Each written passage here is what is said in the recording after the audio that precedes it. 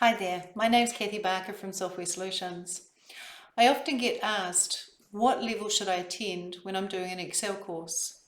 Well, in my Excel courses, there's actually 6 levels. The first level is called the Essentials, and it doesn't matter what you do in Excel, the information that you'll acquire by doing the Level 1 Essentials course is relevant to everybody. Just because it's called level 1 doesn't mean it's simple. It means it's the best place to start. It's the foundation and it's the essential skills that every Excel user needs to know when working with Excel. You'll have lots of shortcuts, lots of tips and tricks and things you'll be unaware of, especially if you've taught yourself. So if you're self-taught or you're new to Excel, even though you've been using it for a while, consider doing the Excel level 1, the essentials. If you are comfortable with formulas and functions in Excel, then you are ready for level 2. Level 2 is called functions, charts and more. And level 2 is looking at how you apply a variety of functions. We're going to look at about 40 functions to data to analyze that data and get insights. Then we need to present those insights to people, and so this is where the charts come in.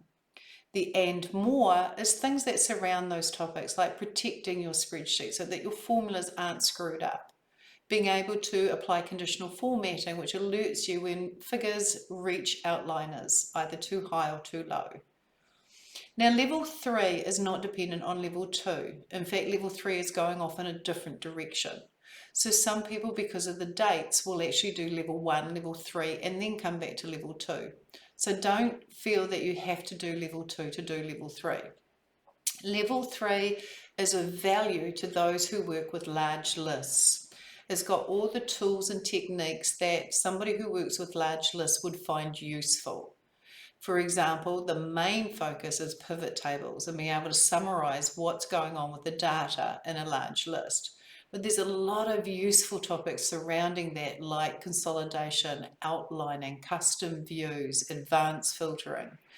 And throughout the entire level 3 course, there's an undercurrent of what we call macros. And macros is when you want to automate tasks that you perform on a repetitive basis when you work with a spreadsheet. So we just want to click a button and it does a whole lot of things automatically for us without us having to manually do that. So we'll have this undercurrent of macros throughout the level 3 course, so that by the time we finish that course, you're more than confident with what a macro is. Now, level 4 is when you are connecting to data sources or importing data, and you're wanting to transform that data using a very powerful query engine called Power Query. Very much the same engine that Power BI uses. So if Power Query is of value to you, level 4 is for you. Level 5 is Pivot, Power Pivot. And so this is going beyond the pivot tables we learn in level 3, which is always of value, to level 5. And Power Pivot is an add-in that comes with Excel, and it allows you to again get data insights about your data.